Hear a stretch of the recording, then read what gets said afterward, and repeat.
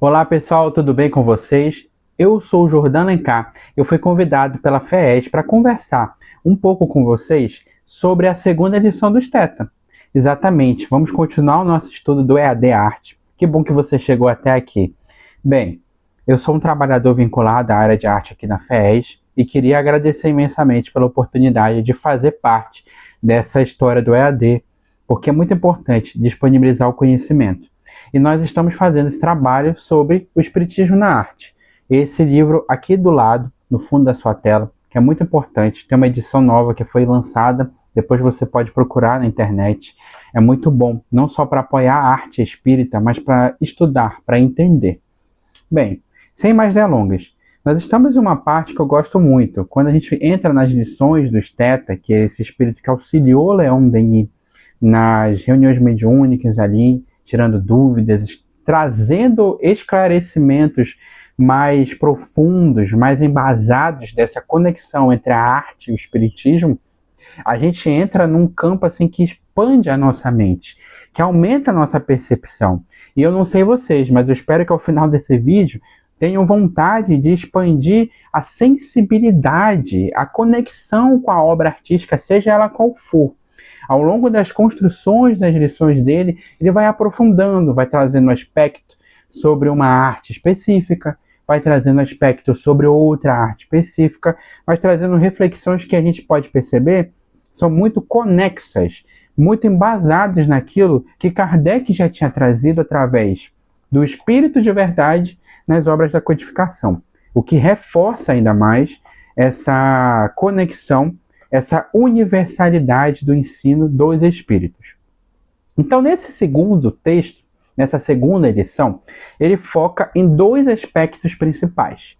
A composição virtual, ou seja, a composição ali na minha frente dessas obras artísticas, através dos fluidos, dos pensamentos. Em outras palavras, o que ele está trazendo aqui é a manipulação dos fluidos que os espíritos têm, especialmente os espíritos desencarnados, que não estão mais limitados pela matéria. E a segunda é a eclosão da inspiração. Como é que isso desperta, como é que isso toca os espíritos. Então, nessa lição, ele aponta para caminhos um pouco mais concretos. Talvez seja por isso que ele tenha escolhido trazer para nós um pouco mais da ideia da arquitetura, um pouco mais da ideia da escultura, que são obras de arte, por assim dizer, mais palpáveis.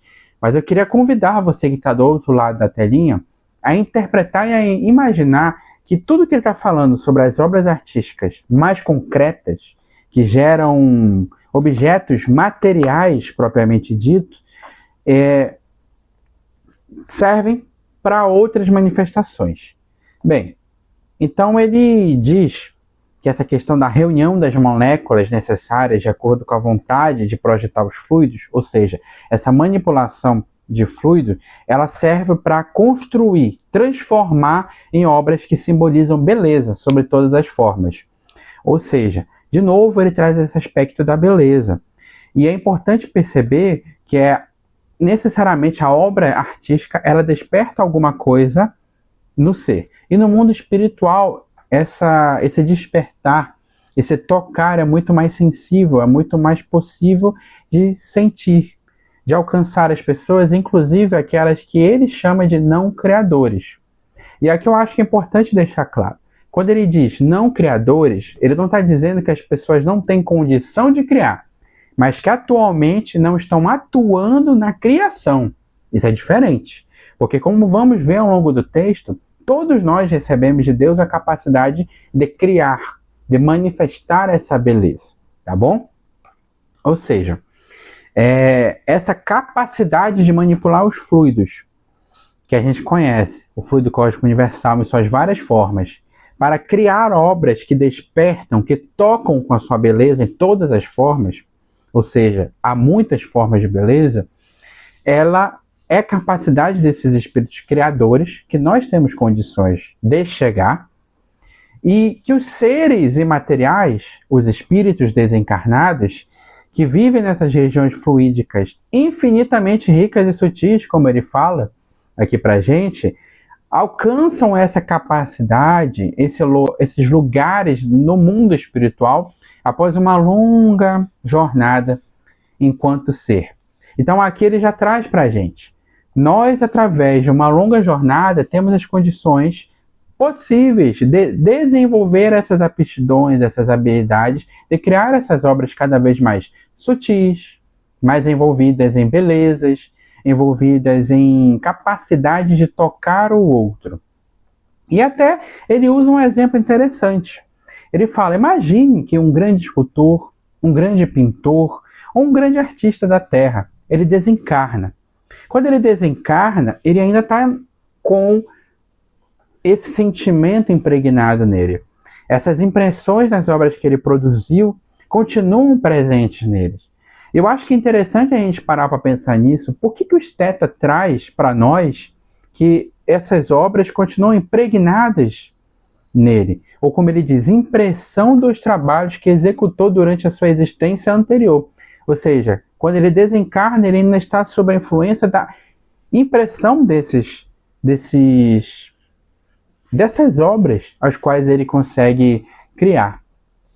Eu tenho para mim que é muito importante a gente ter uma percepção, uma perspectiva de que a obra, ela toca a quem quer que seja, mas principalmente aquele que a cria, porque ela é reflexo, ela é produto de algo que aquele espírito viveu, pensava, sonhava. E evidentemente tudo que a gente cria é possível conectar ao outro. Eu acho que essa é a beleza da questão. A obra, ela é reflexo do estado espiritual, emocional, sentimental. Ela é reflexo das pessoas naquele momento em que elas fizeram a obra. Mas não é porque ela representa isso naquele espaço histórico do ser espiritual que ela deixa de produzir suas conexões, suas inspirações para além daquilo. E aí ele traz um grande escultor, um grande pintor. Então imagine outros artistas grandiosos que tivemos durante a história humana, seja Michelangelo, Da Vinci, seja Van Gogh, seja artistas da música mais para trás, mais recentemente, não importa. Aí a gente consegue perceber o quanto isso, na verdade, é possível. Ele ainda está envolvido nessas impressões, ele ainda está conectado com essa essência daquilo que ele produziu, e que toca a ele e toca ao outro. Isso é um ponto muito importante de se colocar. A obra, ela conecta exatamente com o artista, mas a arte não se faz sozinha. A arte é um poder e um processo criativo coletivo. A cultura, a arte é algo coletivo. Não existe obra atemporal sem tocar o outro. Então, acho que isso é muito importante. Então, quando ele chega no espaço, ou seja, nesse momento, nesse mundo espiritual após seu desencarne, ele consegue rememorar a sua obra, não só dessa vida, mas de outras vidas. Desde o momento em que ele foi criado até o momento em que ele teve a sua última encarnação, como traz aqui o esteta. Esse caminho percorrido desde o dia que ele recebeu a essência criadora divina e adquire certeza de que poderá nas novas existências desenvolver e completar. Olha que interessante, ele traz 2 pontos importantes aqui. O primeiro é ele rever toda essa trajetória desde o momento em que foi criado por Deus como espírito. E além disso, desde que recebeu essa essência. E eu acho que isso é muito importante. Essência criadora, divina.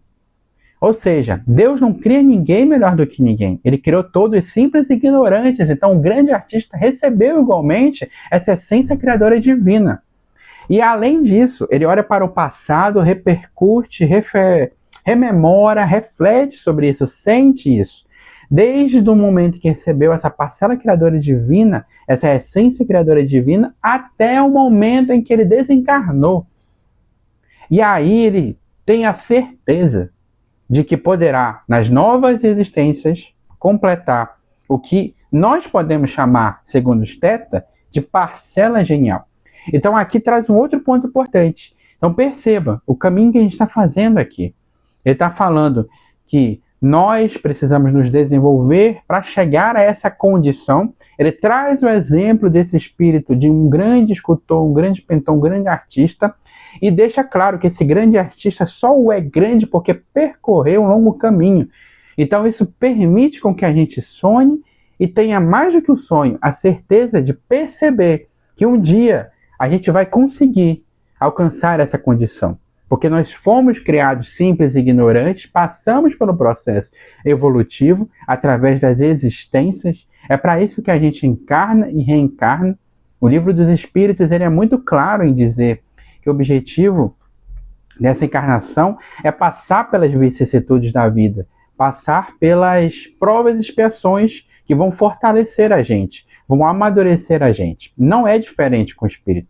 Mas a gente nunca pode se esquecer, nunca mesmo, que a segunda parte dessa resposta do Livro dos Espíritos é justamente o quanto a gente tem como possibilidade perceber que a gente vai alcançar a condição de co-criador para pegar a parte que nos toca no universo. Então, acho que é importante a gente puxar isso. A gente recebe essa essência criadora divina e pode desenvolver até completar essa parcela genial. Isso não é mágica, isso é processo, isso é caminho evolutivo. Então, todos nós temos essa condição, na minha percepção e interpretação do que ele está trabalhando aqui, de alcançar isso, de conseguir chegar a isso. E ter uma profundidade, uma potência, uma beleza tamanha, perceber que nós temos a condição de fazer isso. E eu estava refletindo sobre essa lição e percebendo o quanto, na realidade, é uma lição de humildade e de esperança. A humildade é perceber que se nós temos uma sensibilidade mais voltada para o meio artístico, nós já temos habilidades, aptidões mais específicas artisticamente falando, não significa que a gente é melhor do que ninguém. Então essa é a humildade. A humildade, para dar um exemplo de um espírito muito bem fundamentado na doutrina, o Hamed, ele diz que a humildade é aceitar as coisas como elas realmente são, como elas são realmente. Então entender e aceitar que sim, a gente tem essa condição, esse caminho, a gente pode ter percorrido isso em outras vidas até chegar aqui. Podemos não ser gênios da arte, mas nós temos conexão, sensibilidade. Se você está aqui, você está no mínimo interessado em se conectar ainda mais com a arte. E isso é muito bom. Mas é preciso ter humildade de perceber que há muito a aprender, há muito a saber, há muito a aprofundar. E a esperança é justamente aí. É na certeza de que Deus permite com que a gente reviva várias e várias vezes para desenvolver todas as habilidades e aptidões necessárias que o espírito pode, porque nós somos fadados à perfeição. Esse é o destino, a perfeição e a felicidade. E não existe perfeição e felicidade sem arte. Não existe perfeição e felicidade sem a possibilidade de se conectar e, mais do que isso, viver a beleza da arte. Eu acho isso fantástico, eu acho isso maravilhoso, porque a arte ela faz parte da nossa vida. Há tanta beleza, seja na arte religiosa ou não, há beleza espalhada por toda a parte. E a tendência é, à medida que nós vamos evoluindo enquanto humanidade, essa beleza se fortalecer individualmente e coletivamente. Então, para mim, essa é uma lição de humildade, por fazer-nos entender que não somos melhores e nem piores do que ninguém, estamos no nosso caminho. E além disso, a esperança de alcançar essa parcela genial. Mais do que alcançar, desenvolver. O pulo do gato está aí. Será que a gente percebe isso? Será que a gente consegue compreender isso? Eu acho que é importante, né? Então, e aí ele continua o seu exemplo sobre essa questão do ser, do grande mestre que desencarna. Ele diz que, imaginemos que esse espírito, ele está ali no plano espiritual, que ele plane no espaço. E aí ele tem o interesse e a vontade de justamente alcançar em um apelo a Deus, juntando os fluidos do seu pensamento com os fluidos e um apelo a Deus, ou seja, uma prece, uma oração sincera. Ele reconstrói as suas obras. A gente está falando, nesse exemplo específico, de um grande artista. Imagine um Michelangelo, um Da Vinci, imagine grandes maestros, mas também grandes artistas que nos deixaram recentemente, sei lá, por que não Freddie Mercury, David Bowie, tantos artistas que nos deixaram, Flo Borges, enfim, pessoas que nós conhecemos e temos para nós que possuem obras atemporais. Eu gosto de trazer essa perspectiva porque nunca deixaram de haver espíritos, independente da sua evolução moral ou não. Não é meu objetivo julgar ninguém moralmente, eu não sou juiz de Deus, mas artistas que deixaram obras atemporais aqui e que conectam com as pessoas. Imagine que esse grande mestre, essa grande referência, independente de qual tempo histórico, ela, em um pensamento elevado a Deus, pede para que possa reconstruir suas obras. E o nosso Pai, que é amoroso e misericordioso, a permite. Então, o pensamento vai encontrar esses fluidos, essas energias, para reconstruir, para manipular os fluidos do plano espiritual e construir. E aí ele deixa claro uma coisa que eu acho muito importante. É importante não julgar, porque a nossa compreensão ela sempre se desenvolve, ela sempre evolui, mas ele fala que se elas têm um poder, se elas têm um caráter verdadeiro de beleza, se a inspiração é pura, se o ideal é elevado, os outros seres que rodeiam o artista sentirão despertar em si mesmo um desejo de imitação. E pouco a pouco, o véu material sendo levantado, seu pensamento pessoal será fecundado pelo do artista. Ou seja, se essas obras que foram recriadas, reconstituídas, tiverem esse caráter de beleza, esse caráter mais sensível, esse ideal elevado, aquilo que move a gente para a evolução, para frente, para perceber o mundo além, para perceber o que nós somos além, ele vai conseguir, de fato, inspirar outros, porque a arte, ela se multiplica. Quando você, independente de conhecer ou não um artista que gosta muito, independente de conhecer ou não um artista que, no plano espiritual inclusive, que muito te toca, você se sente inspirado pela obra. O que leva a gente a gostar, a amar a obra de alguém, é que aquilo expressa, no momento, parte de quem somos, o que pensamos, o que sentimos. Então isso gera inspiração. Se há esse ideal, se há essa força, se há essa sensibilidade, ele toca a gente. E eu acho interessante perceber que esse grande mestre é alguém que passa pela Terra e deixa uma geração inteira, uma escola inteira de pessoas conectadas à sua obra, conectadas à sua manifestação. E é evidente que o seu pensamento vai alcançar os seus aprendizes, sejam aqueles no plano espiritual que posteriormente reencarnam na Terra para dar continuidade. Então, por exemplo, em movimentos, em escolas, nas gerações artísticas, seja na literatura, na escultura, na arquitetura, na poesia, né, que é a literatura, na música, enfim, seja em qualquer outro campo, mas também a nós, que nos sentimos inspirados e podemos não ter tido aulas com esse artista, com esse mestre em outras vidas ou no plano espiritual, mas nos sentimos inspirados e tocados. Então, por que eu disse que a arte se multiplica? Porque ela tem a condição de fazer uma inspiração naquele que a recebe para criar mais. Quando a gente ouve uma música que ama muito, eu acho que o exemplo da música toca muito hoje em dia, a gente se sente inspirado, a gente se sente tocado a enxergar a vida de uma maneira diferente. Não só a música, mas eu acho que a música é um caminho interessante para a gente pensar. Reflita sobre uma coisa que você ama muito, uma música que você ama muito. Tente sentir o que ela te causa, o que ela te traz.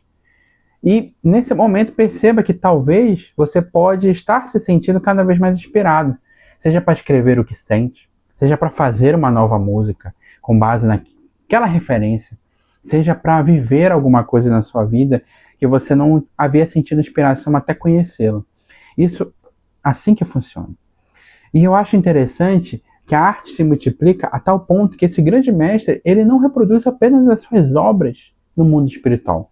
Às vezes o seu pensamento alcança o aprendiz, aqueles que o seguem, aqueles que se inspiram nele, e aí, consequentemente, elas se revestem de um caráter de beleza, de inspiração divina, de um ideal superior e não apenas egoístico, afeito às sensações da matéria, mas para além, ideais que a gente vive trazendo na arte de amor, de liberdade, de fraternidade, de um mundo melhor, um mundo novo, por exemplo. E aí essa obra, tendo esse caráter todo, ela também pode vir a ser reproduzida no outro lado. Então isso me traz uma reflexão muito importante. Será que aquilo que a gente faz, ela tem esse caráter de beleza, de inspiração divina? A beleza não é uma caixinha que a gente coloca. O amor não é um negócio que você pode simplesmente dizer, é isso e não aquilo. O bem, o amor, a beleza, ela tem inúmeras manifestações.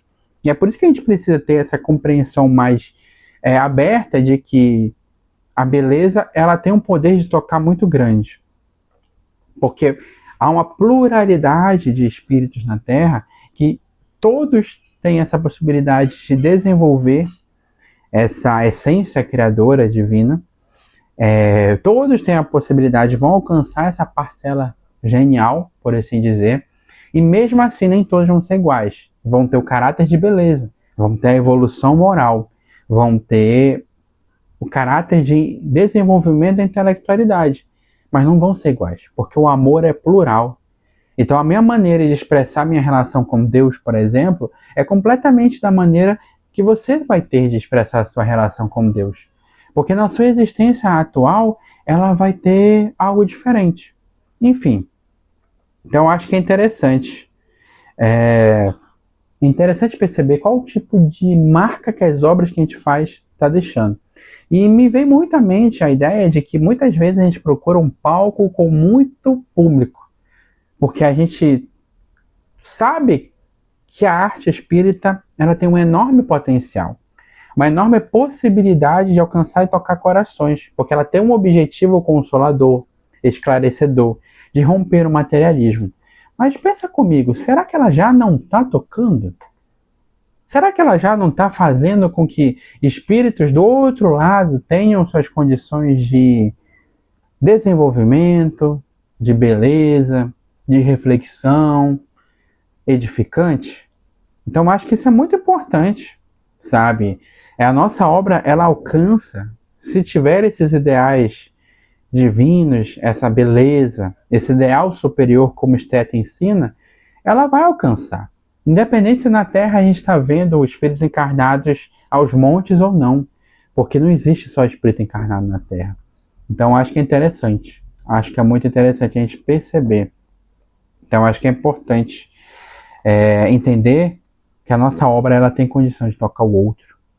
E o Esteta também traz que o Criador Supremo, nosso Pai maior, Deus, ele dá a cada um de seus filhos uma parcela animadora, que se exterioriza quando o culto do belo e do ideal desperta neles. Então, a gente já tem dentro de nós essa parcela criadora. A gente já tem essa parcela animadora, essa criatividade, ela habita em nosso coração. Mas só que para ela florescer dentro de nós, a gente precisa ter esse culto ao belo e o ideal. Então acho que quando a gente fala de ideal superior, é tudo aquilo que eleva a gente para além do materialismo, que faz a gente ter uma relação com a matéria mais madura, mais bela, por assim dizer. Não é renegá-la, é utilizá-la com a responsabilidade que ela pede, porque o materialismo é o apego à matéria, é a compreensão de que ela é a única coisa que existe. Nós aprendemos com a doutrina espírita que não é bem assim. Então, pegue um exemplo do ideal. Vamos falando de arte espírita.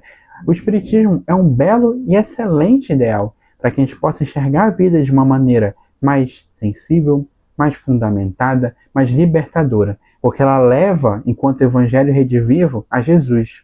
E Jesus era arte pura, era arte que caminhou pela terra inspirando, sendo um exemplo e vivendo esse ideal divino, esse ideal superior.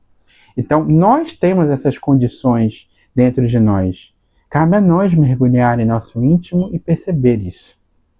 Então, eu acho que é interessante a gente ter para refletir que a condição já habita nos nossos corações. E quando ele usa o termo culto ao belo e ao ideal, é importante entender, né? O culto é algo vinculado à religião. O culto é algo que eu busco, aquilo que eu prezo. Então, como há muitas formas de beleza, que a gente possa se permitir percebê-las. Deus é o maior criador que existe. Deus é o maior artista que existe. A vida é cercada de beleza. Então, quando a gente for assistir um filme, por exemplo, que a gente se permita aprofundar o nosso conhecimento. Que a gente se permita, por exemplo, entender, nossa, essas cores estão aqui. Nossa, olha essa forma de dizer que o ator ou a atriz está usando. Nossa, olha a música que entrou aqui. Olhar as coisas com mais beleza é adentrar para além do automático e do automatismo em nossa própria vida. Olhar as coisas com mais beleza é nos permitir, a partir daí, desenvolver um relacionamento com a beleza. Então, e do ideal superior. Esse ideal desperta. E a partir daí, a gente vai se sentir tocado, inspirado, conectado.